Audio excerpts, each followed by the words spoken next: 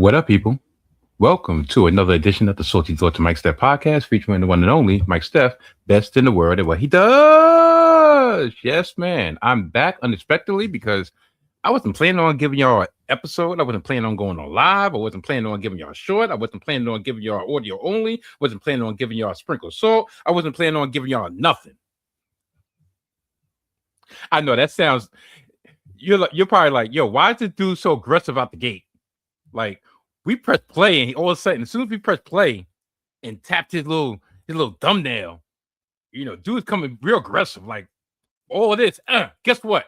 Take 5 seconds. Your play counts your play counts. It doesn't matter. It doesn't matter. Not one thing. Since everybody wants to be about numbers, everything has to be about numbers. Men lie, women lie, numbers don't. So everything want to be about numbers. As you can tell, I've got out the gate on one right now. Now, first and foremost, let me bring it back just a little bit.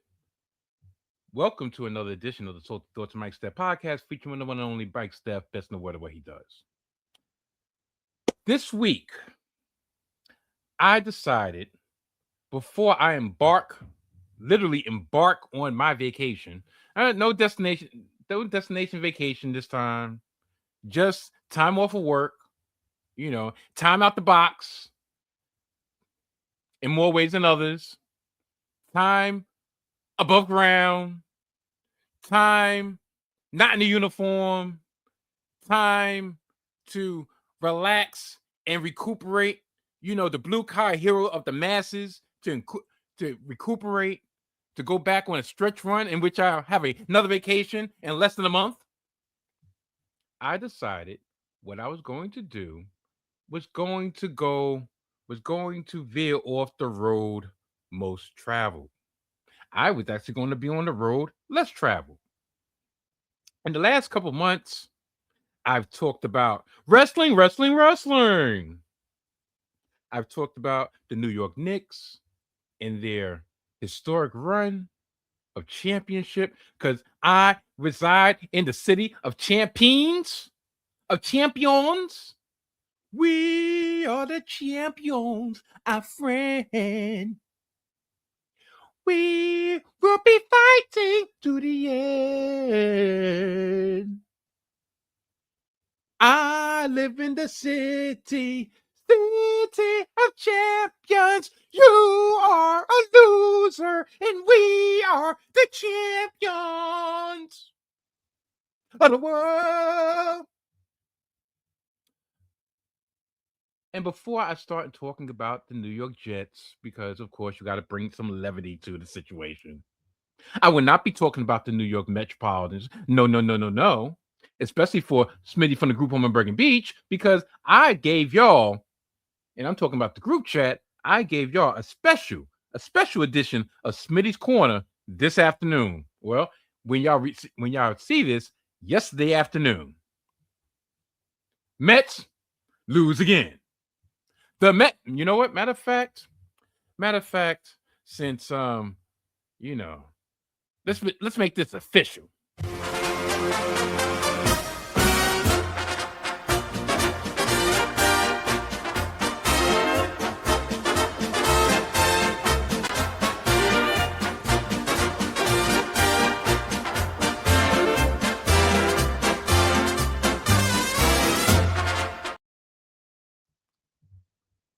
Smitty's Corner. Going into the All-Star break, the New York Metropolitans lost this past Sunday in the finale of their 3-game set at home against the Boston Red Sox by the score of 3-2 in 10 innings. But not only did they lose, they lost in metropolitan fashion. The worst team that money can buy, Part 2, had a 2-zip lead in the top of the ninth with a chance to close out the game and actually go into the All-Star break with a semblance. Man, who are you kidding? Just a win. Unfortunately, our supposed captain, even though he's not a captain, not Capitan. Tell you the truth, he's probably got 1.5 feet out the door. Francisco Lindor, the normally short-handed Francisco Lindor, butchered a double play ball, was not able to get not one out, and darn sure wasn't able to get 2 outs. And of course, Boston used that little crack in the door to tie the game at 2 and to win the game in extra innings. The New York Metropolitans enter the All-Star break at the record of 40 wins and 57 losses. That's right, my friends. 17 games under 500. Do you know just to get to 500, we would have to win 17 games in a row? We, I believe, are the 3rd worst team in the whole Major League Baseball.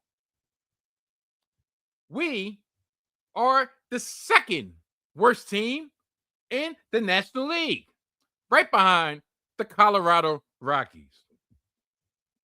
And Smitty from the group home in Bergen Beach wants to know why I don't want to talk about the Metropolitans. Why should I? I've told you before, and I've told you again.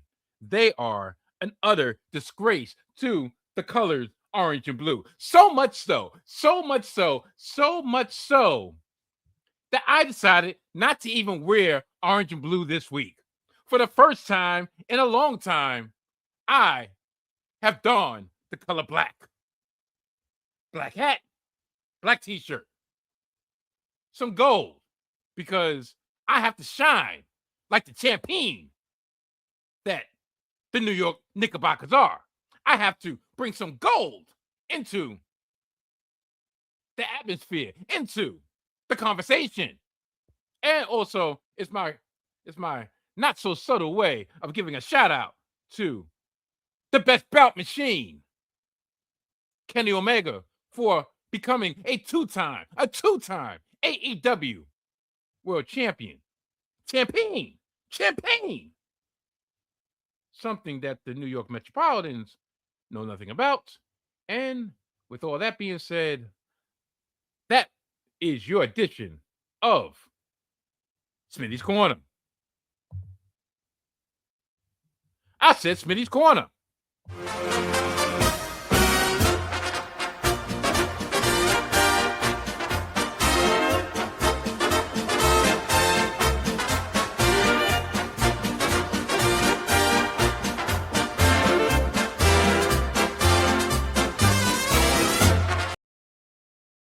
Now, before I forget, because I darn sure almost forgot, this was supposed to be a part of Smitty's Corner, and being the fact that it was very impromptu, I am going to add it right now. Hold on. Before I add that, I just realized something. Since I went on that tangent, since I went on that opening rant about numbers, this clip will probably get me banned in a couple of regions. This clip will probably dwindle the amount of potential monies, human monies that is, that I will be able to make off this video. Tell you the truth, this clip will probably put me in negative, will put me in overdraft when it comes to YouTube monetization. And I don't even hardly curse anymore. The closest thing I say to curses is mother effer this, mother effer that, mother effer this, mother effer that. But no mother from me. But with all that being said, Smitty, you know what? You my bro. Love you. You deserve it, because I did not update the Smitty Corners video with his new spelt physique. So hopefully you can gain a gauge of the hard work he's putting in on this little clip, a documentary style.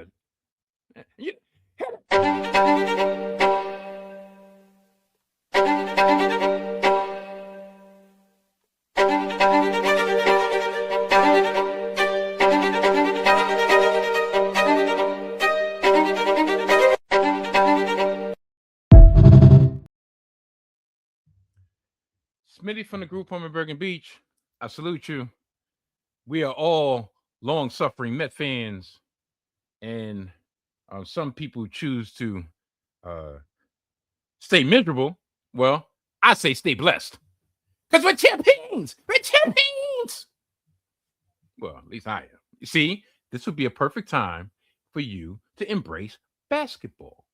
But no, you want to embrace mediocrity. You want to embrace putrid work ethics, $300 million men, $750 million that can't get us not a win. Anyway, so where was I? Oh, yes.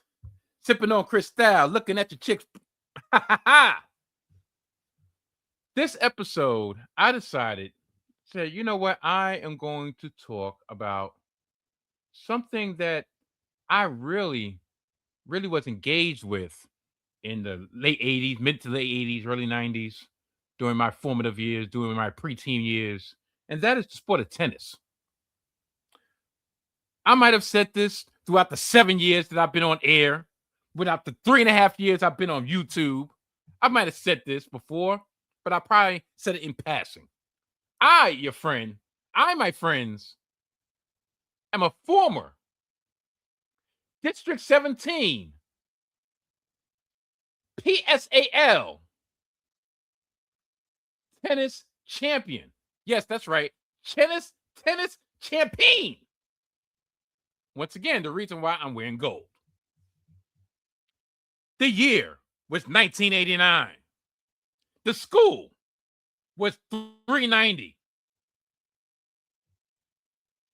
The sport was tennis. Maggie L. Walker, to be exact. Junior high school. The sport was tennis.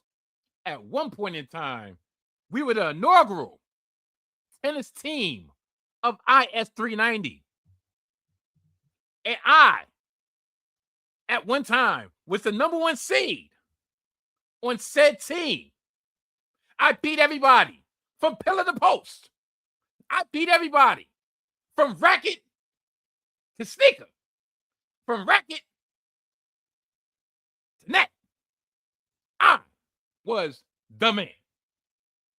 And then, as luck would have it, even though I don't believe in luck, as things would happen, I slipped from first seed, first singles, all the way down to first doubles.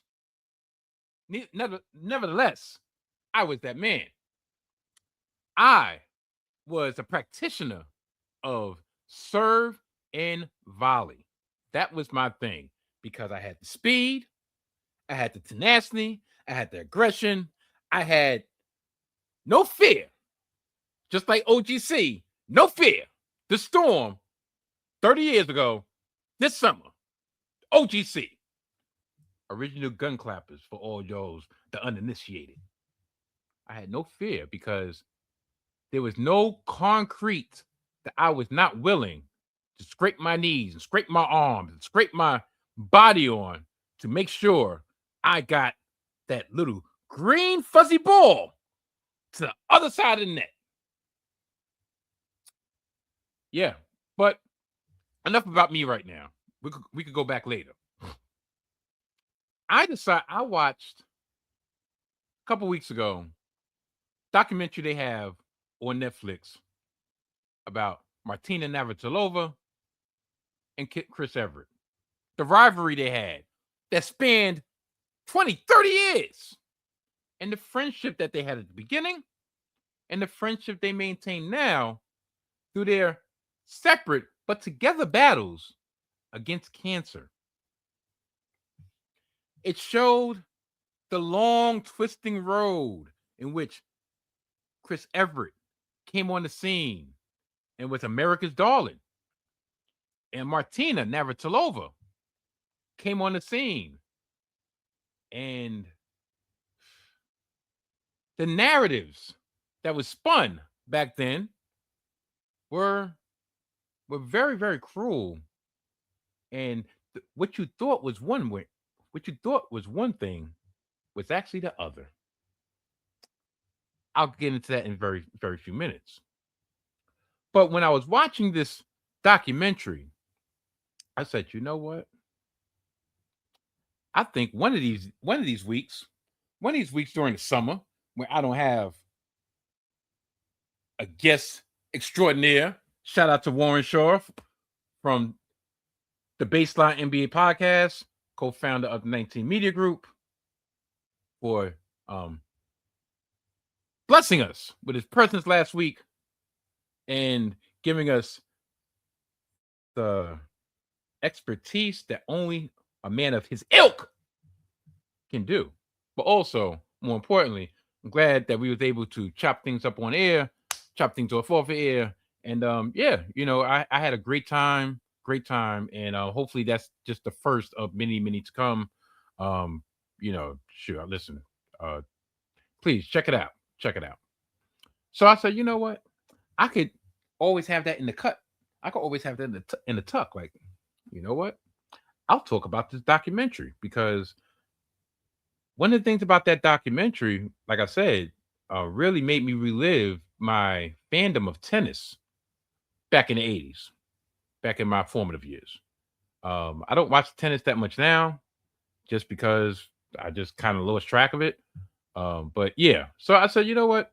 That's what I'm going to talk about this week. I'm going to talk about my thoughts on the documentary about Chris Evert and Martina Navratilova. Also, since we're on Netflix, why not talk, or why not give my short thoughts? I'm not going to get in depth because I really want somebody to play off of when I talk about this show in depth, but just my off the cuff thoughts about the phenomenon that's on Netflix, that's been on Netflix for like the last month and change, and that's the South African drama, the South African soap opera, the South African telenovela, The Polygamist. Yes, The Polygamist. I am going to show you a face, and when I show you this picture, it's the face of evil. It's the face of, can't believe this nigga did it. Yes. That mother effer right there, Jonas. I got a lot of thoughts on that. So that's what I'm going to talk about this week. It's not going to be anything that's really thought out. It's just going to be my random thoughts, my feelings, and I figured I give y'all an episode. I gave y'all an intro because why not? I haven't given y'all a proper intro in a while because I'm a slave to the algorithm. Now, one thing I would say before I get, matter of fact, you know what? I'm going to save it to the end. That's what you call a fake teaser. So with all that being said, I'm going to get out of here. And we're going to start this after this break. So with further ado, good night. Mwah! I said good night. Mwah! And goodbye. Bang. This documentary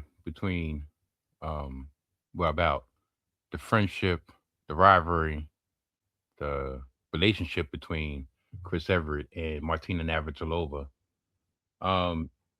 It really, really was very, very touching. They're both decades removed from their respective careers, and both women were diagnosed with cancer over the last couple of years. Chris Evert with ovarian cancer, and for Martina Navratilova with breast and throat cancer. Now,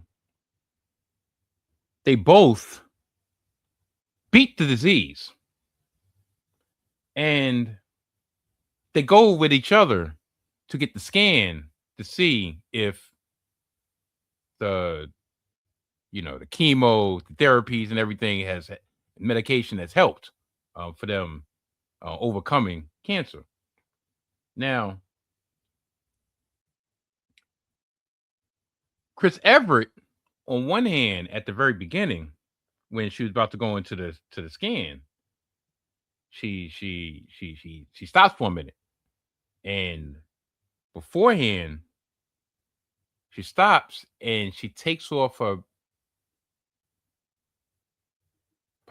cap, to reveal that she is bald from the stages, from the from the rounds, from the bouts of chemotherapy.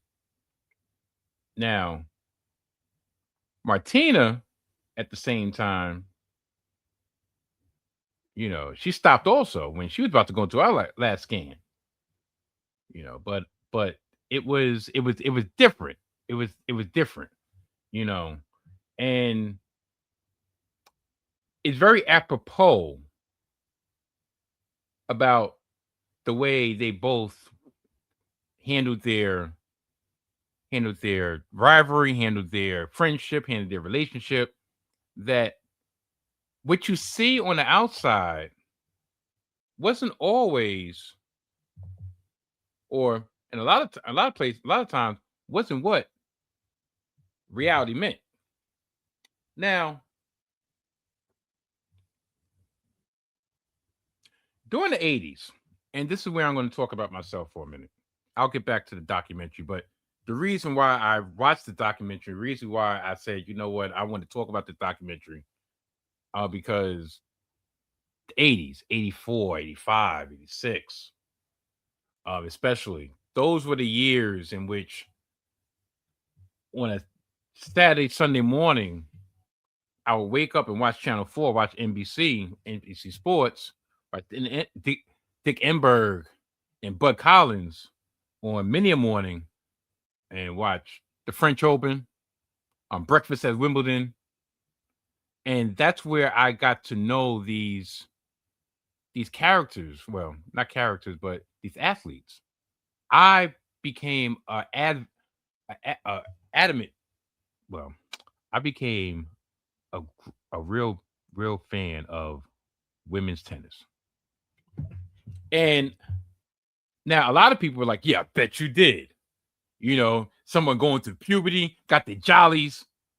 I'm watching this felt at the time, mostly white and European women in their little singlets and their little dresses, their little short dresses, running back and forth, grunting, uh, ah, uh, ah.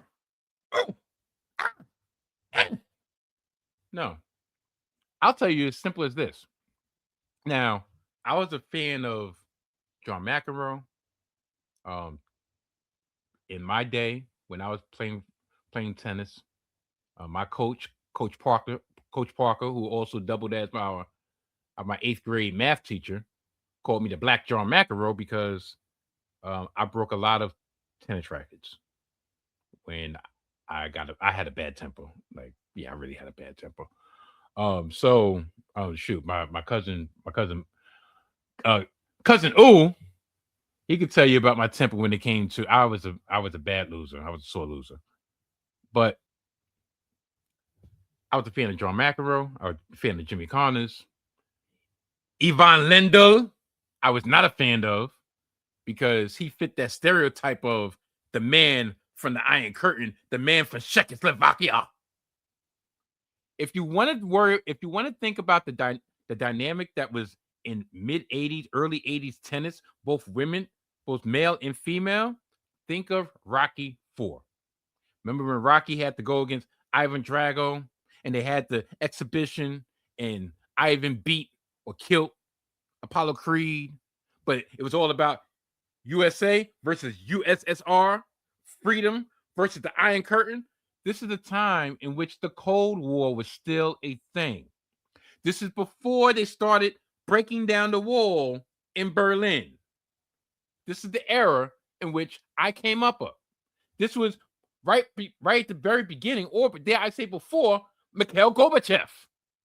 This was when, if you was watching NWA, this is when the Koloffs were the Koloffs. Ivan, Uncle Nephew Nikita, the U.S. traitor, Khrushchev. This was good versus evil. And Ivan Lendl was evil in my eyes. You had Boris Becker, the young German, 17-year-old wunderkind, if you will. These are the players that I remember. This is before Pete Sampras. I remember the very beginning of Andre Agassi. But this is the group that I was looking at. This is the group that I grew up looking at. But the one thing about the men's game, as excited as it was too darn long. Yeah, straight like that. It was too darn long for yours truly. Where in the women's game, best 2 out of 3 sets. If you go on a marathon 3 set, what? Hour and a half, hour and 45 minutes. A marathon 5-setter with the males, 4.5, 5 hours, drenched in sweat. Had to 2 o'clock in the morning when we got to US, when we got to Queens, the US Open.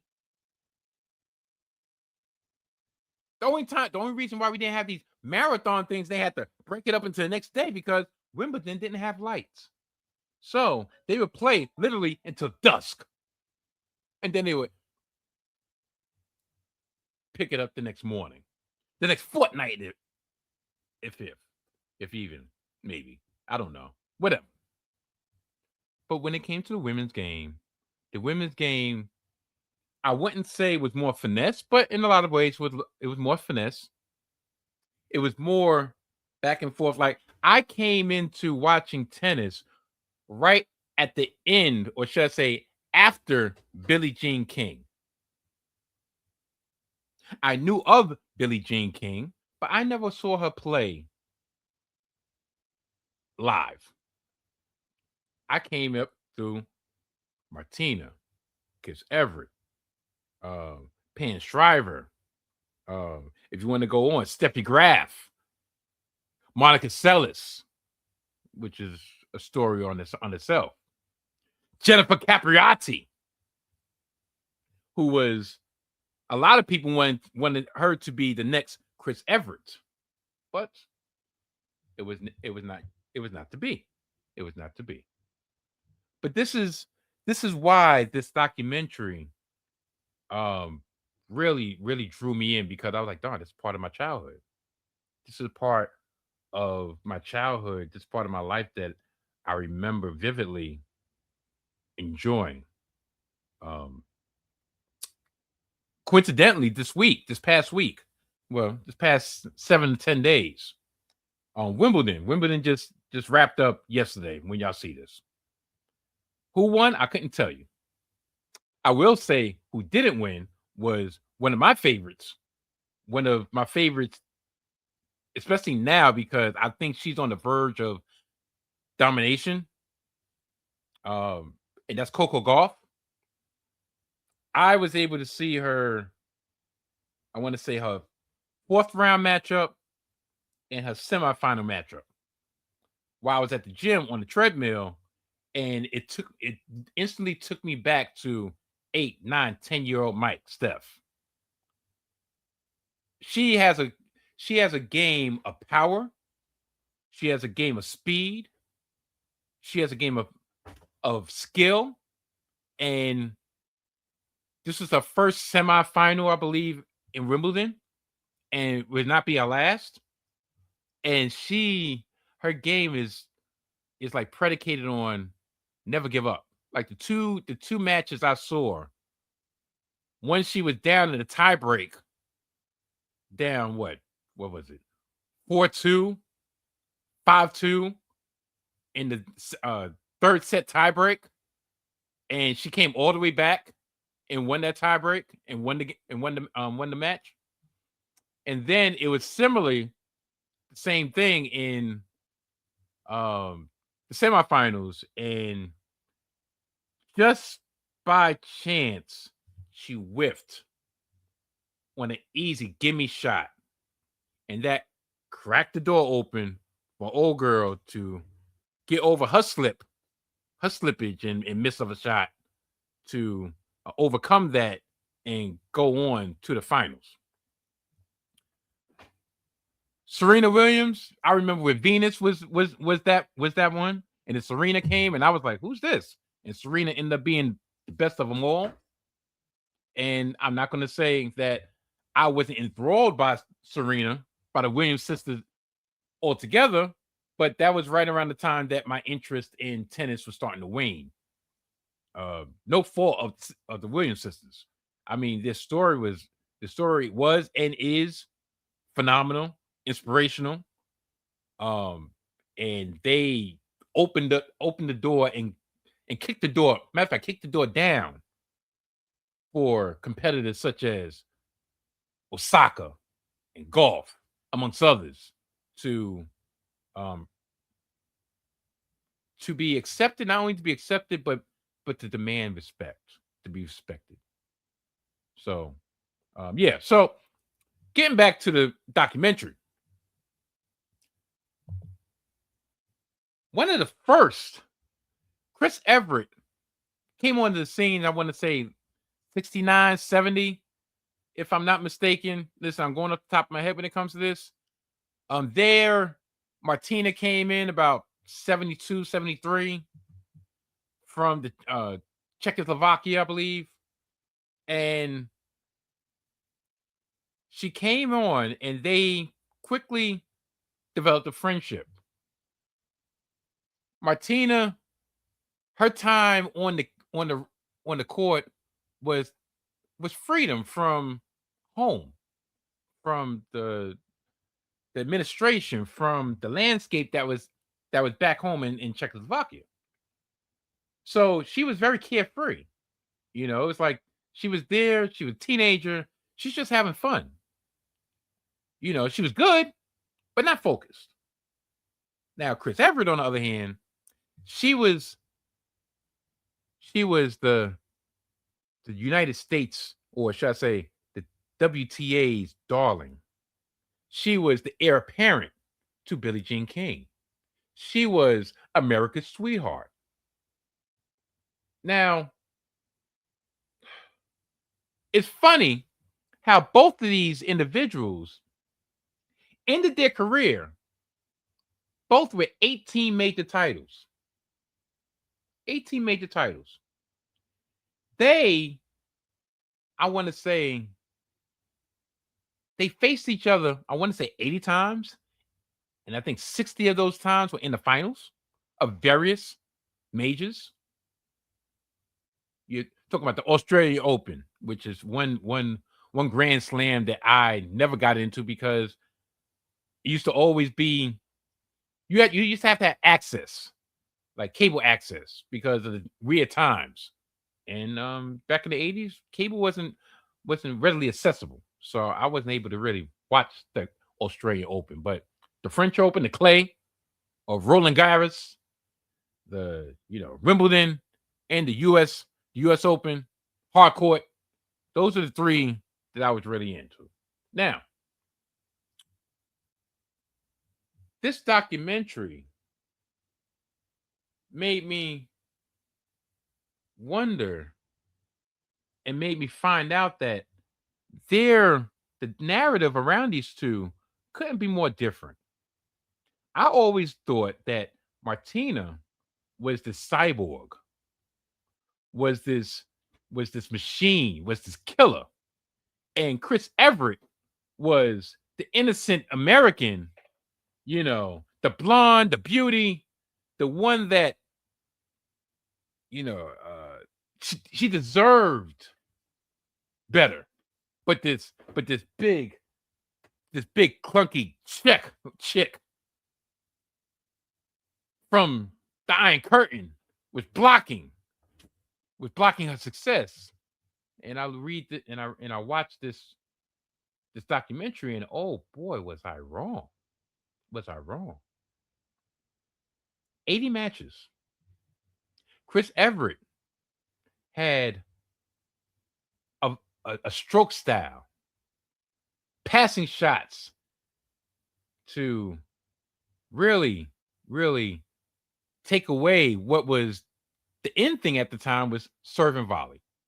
You serve, you run up to the net, and you volley back and forth. But Chris Evert decided to stay at the baseline and punish you from the baseline until she was inevitably forced to pick up and try to master the serve and volley game. That was Martina Navratilova's specialty. Navratilova, in their head-to-head throughout history, led this series 43 wins to 37 losses. But you would think that would mean it would be nip and tuck throughout their rivalry. Oh, no, no, no, no, no, no, no. When they first started going against each other, Chris Evert at one time had a 20-5 lead in victories, and at another time was up 30 victories to 18. Now, what was brought upon in this documentary was how their friendship took a turn, especially from Chris Everett's perspective, when she was the dominating one, when she was clearly above and beyond the better tennis player. Oh, everything was roses. Everything was sunshine. Everything was smooches. Oh, we're friends. I'll double with you, so forth. But then once Martina started getting a little bit better, just a little bit better, and starting becoming a threat to Chris Evert had to cut ties. Now, there was a moment in the documentary in which Chris Evert admits that herself, it was easy for them to be friends when she was dominating. Now, Martina so aptly observed that Chrissy, as people would call her, was only really close with players that she knew she could beat. She never wanted to be friends with players that challenged her. And that became the case when Martina started getting better. Once Martina started catching up, Chris Evert is like, that double team, that this doubles team that we got going. Nah, I ain't rocking with it. You know how we used to chill after the matches? I ain't very messing with you. So Martina was going along with the rest of the crew, and Chris was like, nah, I'm good. Now, one of the parts that was very interesting that I didn't even know about, because of course, why would I know about it? Was Martina Navratilova caught the eye of famous woman basketball player Nancy Lieberman. And Nancy Lieberman was the one who gave Martina her killer instinct, amongst other things. They were an idol. And Lieberman told Martina, not in shape. Gotta get in shape. Gotta play. She's playing you for a fool. You're better than everybody on here, but yet you don't have the drive to win. And if you're gonna be with me, Missy, I'm going to whip you into shape, both on the court and off the court. But I added that a little bit. So once their relationship began, Martina got into shape, and she became the first player of tennis to try and succeed with and use every physical advantage that God blessed her with. Now, Chris Everett, mind you, she was the one that started to say, nah, yo, you know what? Me and you could be cool, but as long as we're number one and number two, you know what? I think we need to keep our distance. I think we need to keep space. We need to keep this strictly professional. And Martina was like, word. Wow, like she was hurt, but Nancy was like, no, no, no, no, no. That's exactly what we need. She's scared of you. She afraid. Use that to your advantage. Matter of fact, take everybody's head off. Listen, everybody's been against you, especially since you defected. People talking about your sexuality. People are talking about, oh, you don't care about your family back home. People talk about, oh, you're just about the money. You're just about the money. Use that to advantage and take everybody's head off. And Martina followed in kind. It got to the part in which, when they were the only two in the locker room, there was pure silence. Martina says she used hatred as her motivation, and perhaps it works a little bit too good. She was unbeatable. When I talked about the machine, the cyborg that I thought Martina Navratilova was, this was right around the time. This is when I was introduced to her, and I did not know anything about carefree Martina. I just knew cyborg killer Martina. Little did I know it took 10 years for her to get to that point. And Chris Everett was actually to blame in a lot of ways, because she's the one who said business never personal. And Martina said, bet. Now here's a stat that I've came across. Tennis abstracts. Beginning in 1982, she won 13 matches in a row against Chris Everett, beating her 4 times in majors and not stopping until she ended up ahead of their head-to-head 31-30. In the year 1983, she lost one. That's right, one singles match. From a 4-year period from 1982 to 1986, Martina Navratilova won 436 matches and lost 15, winning 71 singles titles.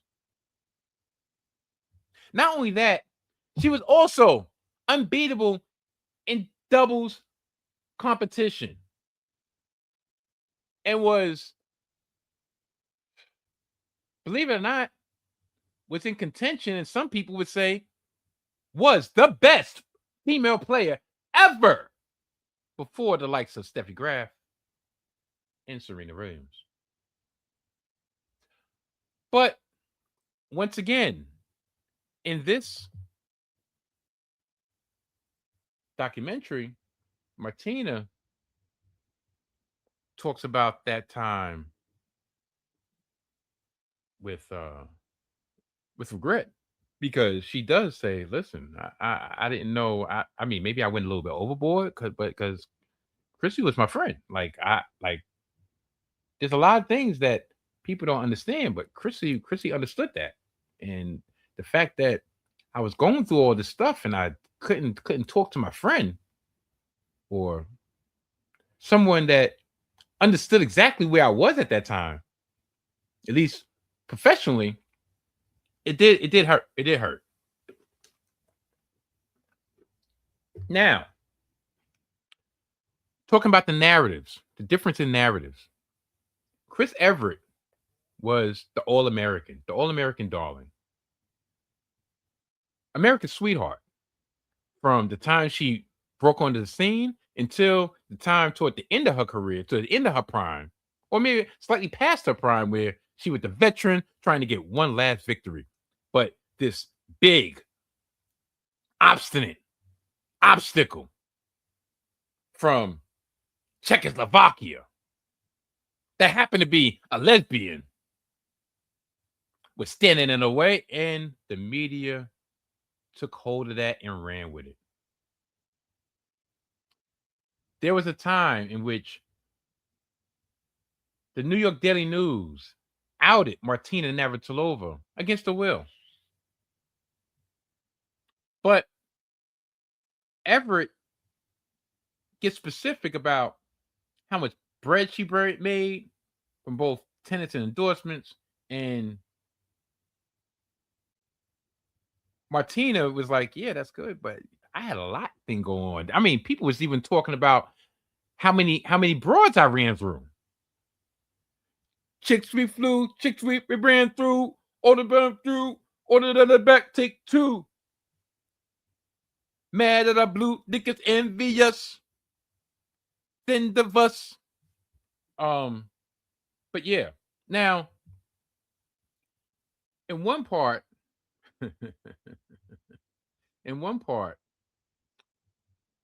Martina was asked if she was better than Chrissy. And Martina was like, yeah. And then she actually even said that, she thought Chrissy was jealous of her, which if you look at this documentary, and even if you don't have any first-hand basis, if you look at the documentary, be like, yeah, I can see that. She saw the young, she saw the pupil, quote unquote, starting to be better than the teacher, and she felt the way. She felt the way that the spotlight was no longer on her. That the spotlight was on the person that she used to rub heads with after casually beating them in 2 sets and sending them about their way. So it was a good documentary because it interweaved their on court with their off court, with their professional and their personal relationship. Now, it also makes me wonder, like, I'm so shocked that, like, this picture right here, Martina with the glasses, that was old head Martina. Martina didn't start getting the love from the fans until there was another up and comer coming through the ranks about to take out, and she was grasping to her spots. Same thing as for about 3-4 years on the other side of the docket, on the men's side, Jimmy Connors, who was the man in the 70s, early 80s, until John McEnroe came and took his spot. Every late August, early September in the US Open, when everybody always wanted to know, everybody wanted to see if Jimmy could make one last run. So Martina they started galvanizing behind Martina to see if she could make one last run. The same way that they galvanized behind Chrissy to see if she could make one last run. The same way as in current day, everybody galvanizes around behind Serena to see if she can make that one last run. It's always about the old gunslinger that comes back, and they have that 6 shot right on the hip. And can they beat the gunslinger? Can they beat the high head? Can they beat the automatic that's on the other side of them? Can their guile, can their experience win one last time? Well, normally I don't do this, but I'm going to do it because I haven't done it in a while. I am going to rank I'm going to give my rating on Chris and Martina, the final set. Out of 5 salt shakers, I give them a 5. Yes, that's right. A 5 out of 5 salt shaker rating. You want to know why? Because it's biased. I'm not gonna lie. I'm gonna let you know I'm biased because it was such a great story. The way they told it. Unfortunately, recently news did come out that the ovarian cancer has returned to Chris Everett, so she's gonna be back on the fight, and I'm quite sure that Martina will be beside her.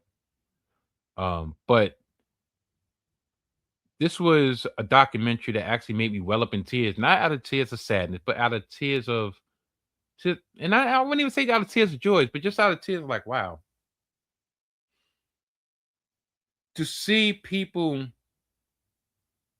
who've worked with each other, who've been around each other, who've known each other, who had the ups and downs through decades, 40 years.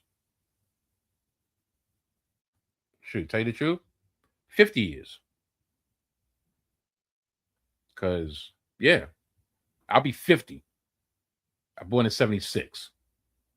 They started playing each other before I was a thought. So over 50 years, ups and downs.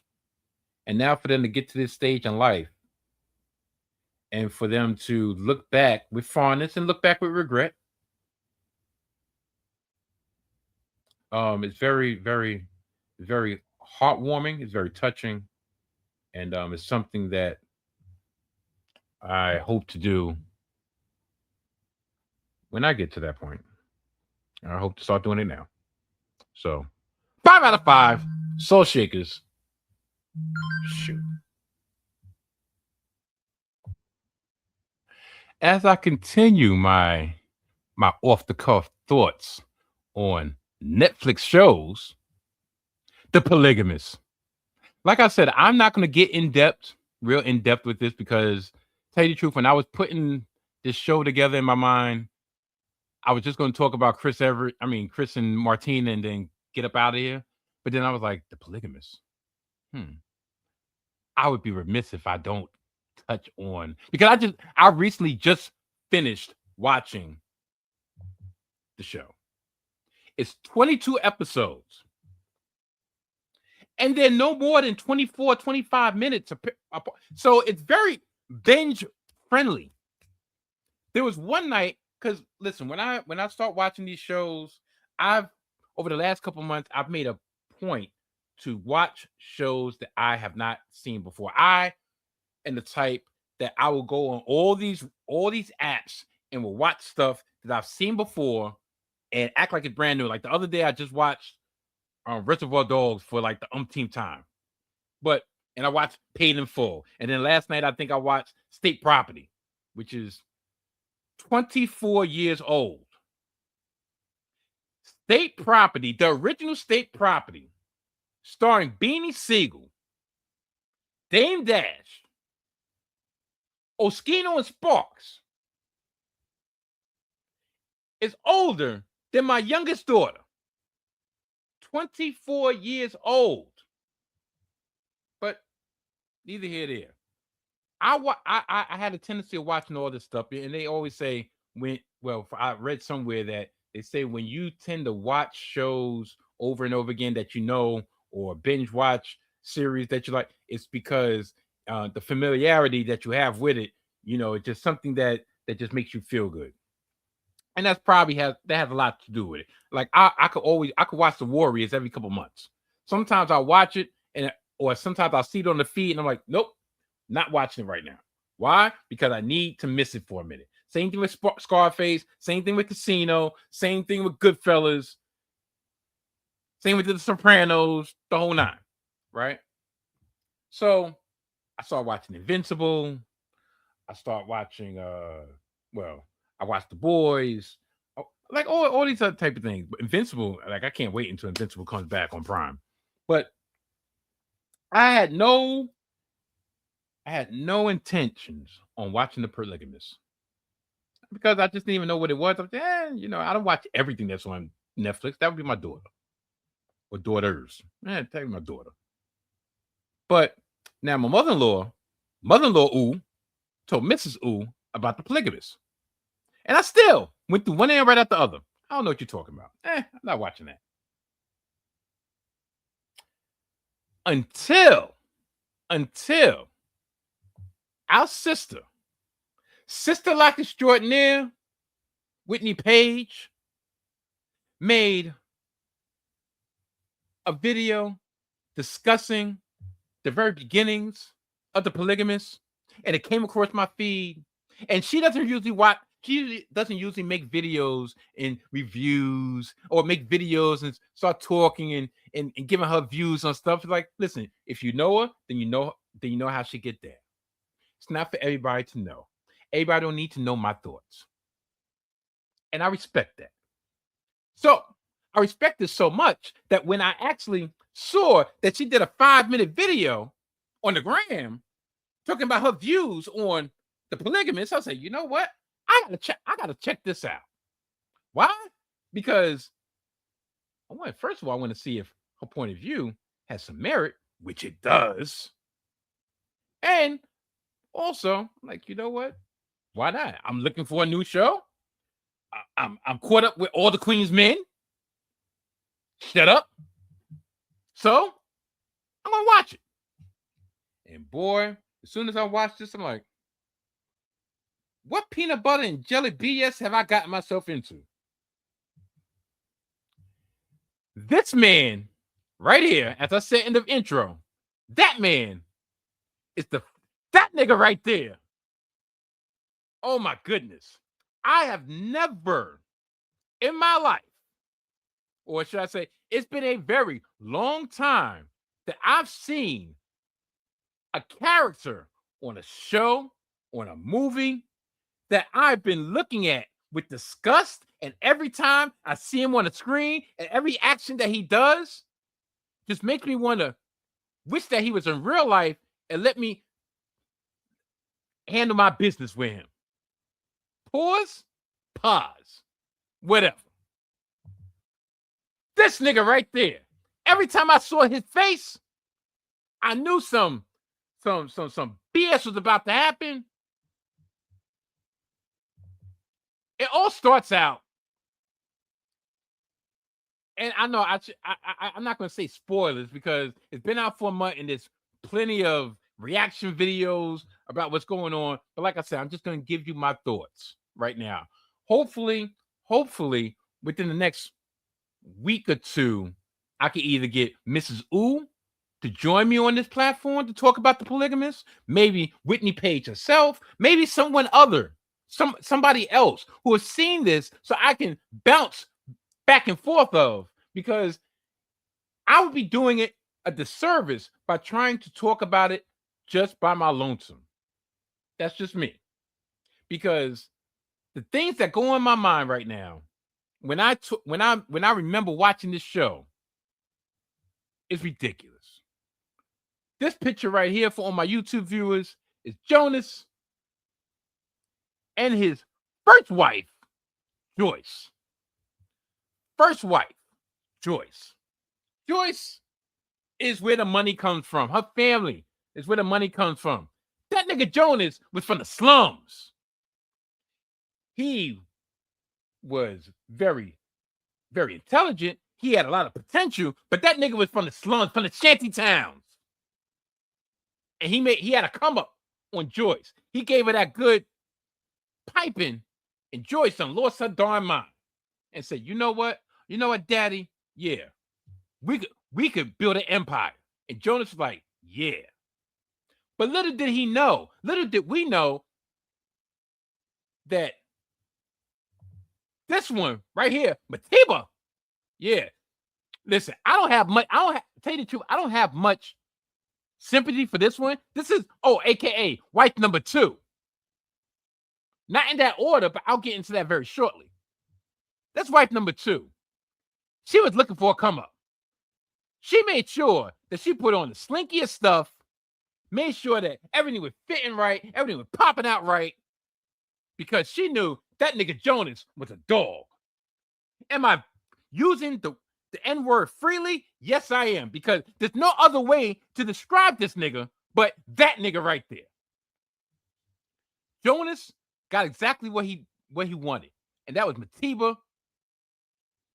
And Matiba she was down for everything because she saw a man that she wanted, and she wanted that man, and she wanted that power, she wanted that spot, she wanted that fame, she wanted everything, and she got it.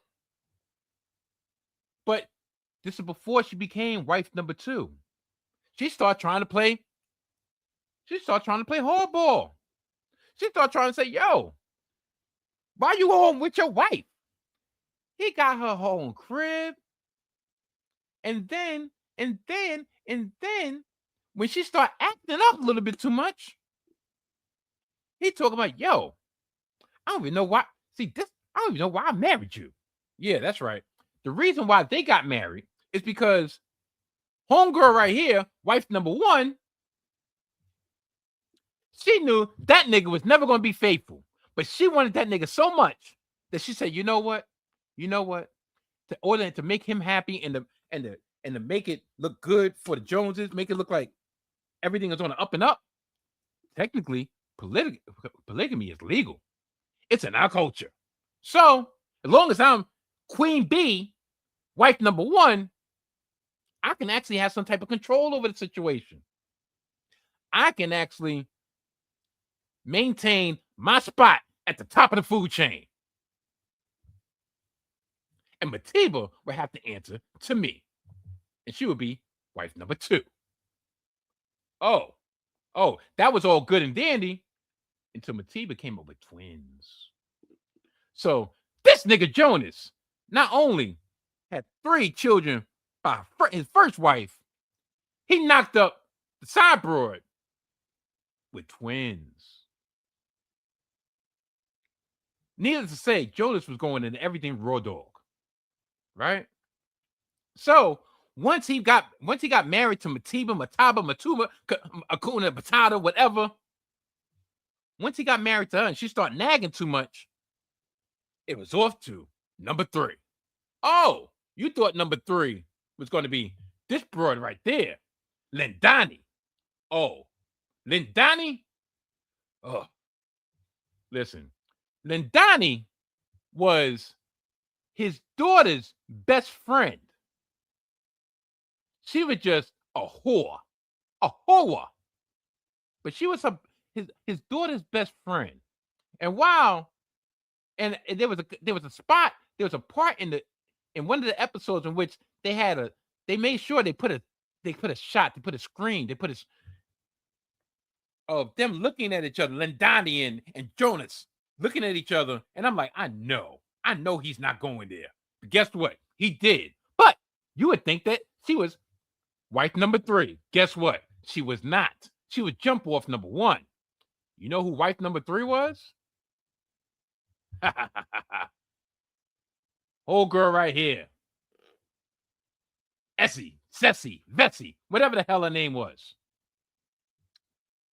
She was wife number 3, but technically she was wife number 2 because reality, she was woman number 1.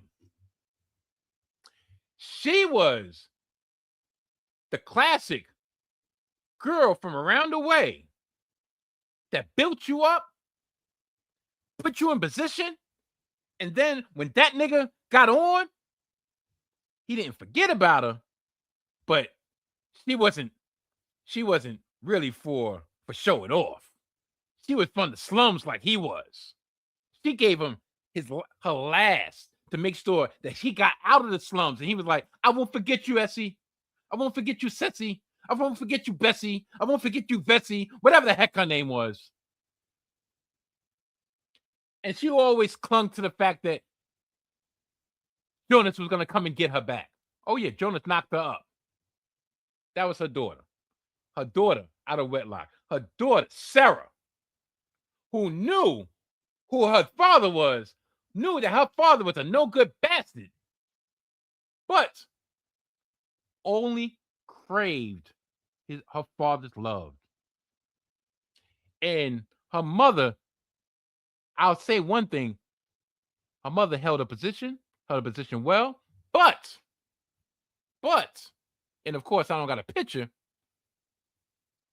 to hide the fact. Matter of fact, when he came back into her life after getting the come up with old Joyce here, he married Ceci, Bessie, Jessie, Essie, Vessie, whatever the hell her name is. He married her, but to put her in position to make sure that Joyce didn't find out, he faked like his brother married her. So he treated his daughter as if that was her niece, his niece. Yeah, I know. So literally, she was the third wife revealed, but literally, technically, she was wife number 2. So we have wife number 1, wife number 2, wife number 3, and jump off.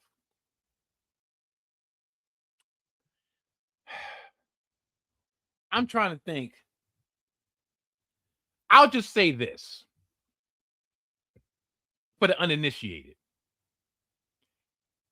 He was running around sticking everything raw, unprotected. If it moved, he was sticking it. He caught gonorrhea. He gave it to everybody. He burnt everybody. And then had the audacity not to take the medicine himself. So that's why I say that nigga. Because that nigga Jonas, man, hell was too good of a place for that dude. The way he treated his children, well, the legitimate children, and tell you the truth, none of them was illegitimate because he was married to all 3 of them. But the ones that he chose to recognize was these 2 and the twins. Sarah, nah. Even when it was known, it was like, I ain't giving you no time. I ain't giving you this time. That's why that nigga Jonas is the worst human that I've ever seen on the big or little screen in the long time. The Polygamist. The Polygamist was a classic show of when you think it can get worse, wait, it gets worse. Like I said, hopefully, sooner than later, I will be able to talk about this show in depth with somebody else. Hopefully, Mrs. O, maybe Mrs. Page, or maybe a third person. Maybe it would be a polygamy of the Polygamist reviews. Maybe I have all 3. No, but no. If you haven't watched it, watch it. I'll end on this note. The best part about the show wasn't even the show itself, was the fact that it made the masses aware of the content that comes from the motherland. The content, everything is not Afro beats, but African movies. Listen, I'm a proprietor of African movies from the bootleg days, the bootleg VHS days. No, matter of fact, the bootleg CD, DVD days of Beyonce, the Beyonce trilogy, the Beyonce and Sierra trilogy. If you don't know what I'm talking about, Google African movie Beyonce, and you'll know exactly what I'm talking about. And that trilogy had nothing on the Polygamist. Nothing, I tell you, nothing. So please check it out. Check out all the other shows my wife is currently in, and she's gonna put me on. and in turn, when she puts me on, I put y'all on. But yeah, oh man, the polygamist. Woo boy. Well, people, that brings us to the end of another edition of the Salty Thoughts of Mike Stead podcast. I'd like to thank each and every one of y'all for making me and this here podcast the one y'all choose to view and the one y'all choose to listen to. Next time, I will be gracing y'all with my presence. Once again, will be I don't know. Maybe I'll do it this week. Maybe I'll do some on location. Maybe I won't. Maybe I'll come on next week and let y'all know exactly how my vacation was. Maybe I won't. Maybe, just maybe, I will drop a live since I did put out to the masses how many times a week do you want me to go live? Do you want me to go once? Do you want me to go twice? Do you want me to go 3 times a lady? And y'all chose 3, and guess how many lives I've given y'all since then? About 1 or maybe 2. How many lumps you want? 1 or 2? 2 lumps. So maybe I'll go live. Who knows? Who knows? You know what? To be honest, the reason why I haven't gone live, and I'm going to call a spade a spade. The reason I haven't gone live lately, 2 things. One, my lives really was live when we was talking about the New York Knickerbockers and their march toward a championship.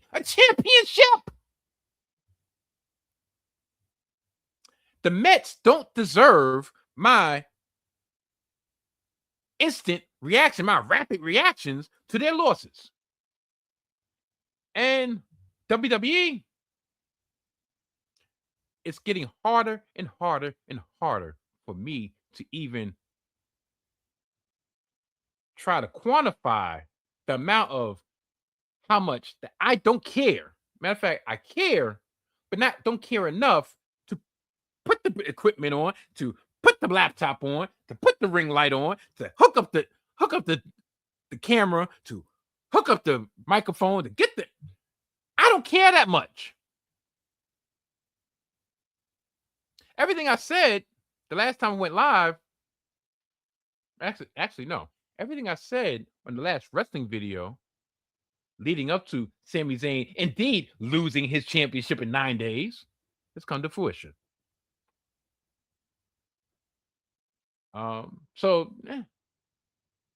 But it might be too little too late. And if that's the case, that's my bad. But with football season approaching, the New York Jets season approaching, I do plan on adding that little bit, that next thing that might just take me over the edge or over the top. The choice is yours. I might be going live more often than not Sundays after the game. Well, Sunday nights. Maybe. I don't know. But to all my viewers, all my listeners that have helped me get over the 300 milestone of subscribers, I haven't forgotten about y'all. I truly appreciate y'all more than y'all know. And listen, put in the comments whatever y'all want me to do. Put it on the post, whatever y'all want me to do. And I am truly at your service. So, with all that being said, I think I should get out of here. But just in case I do not drop before this happens, please check out my brothers for Gimmick Infringement, Winchester and McDowell.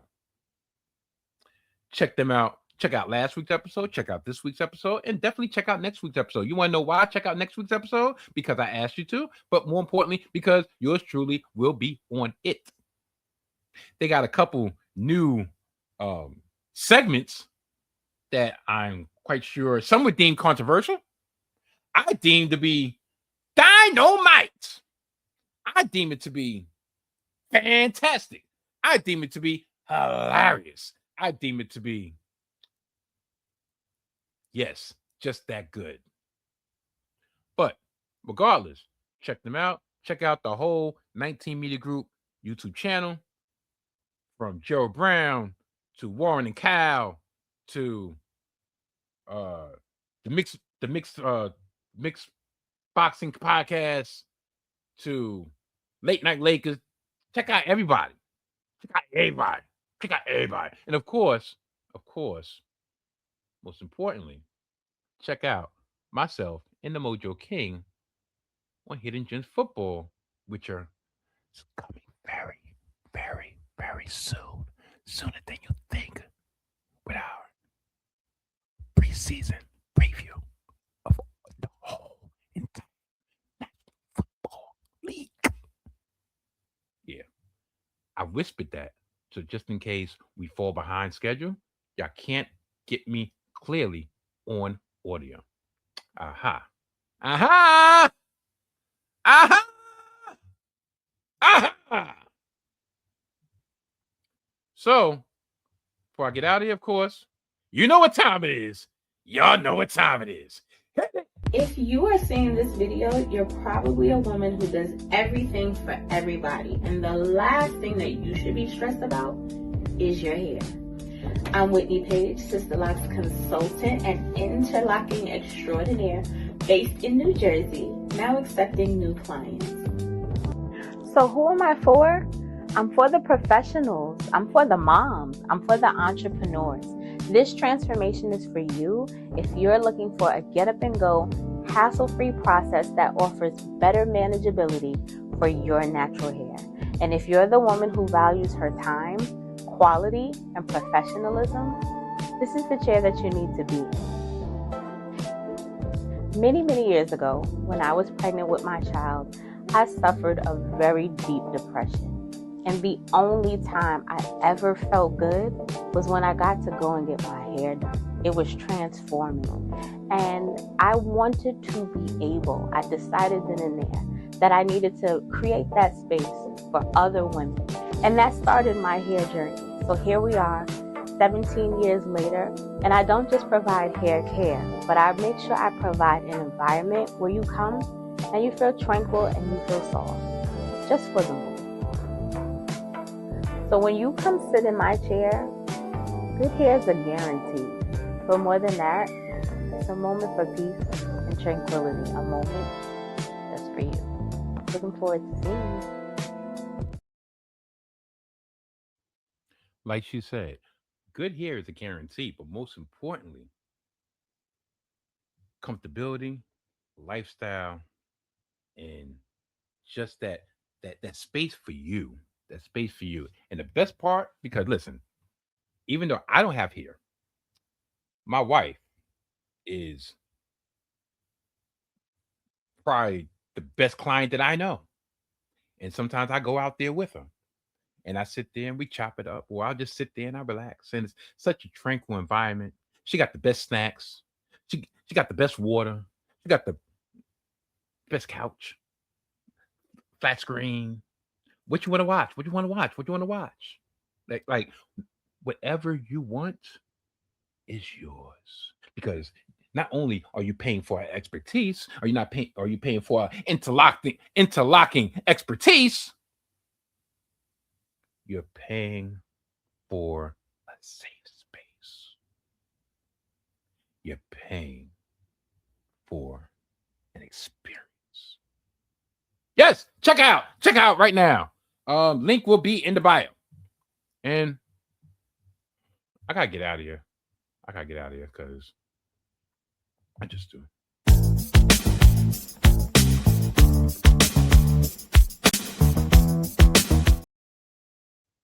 Until next time.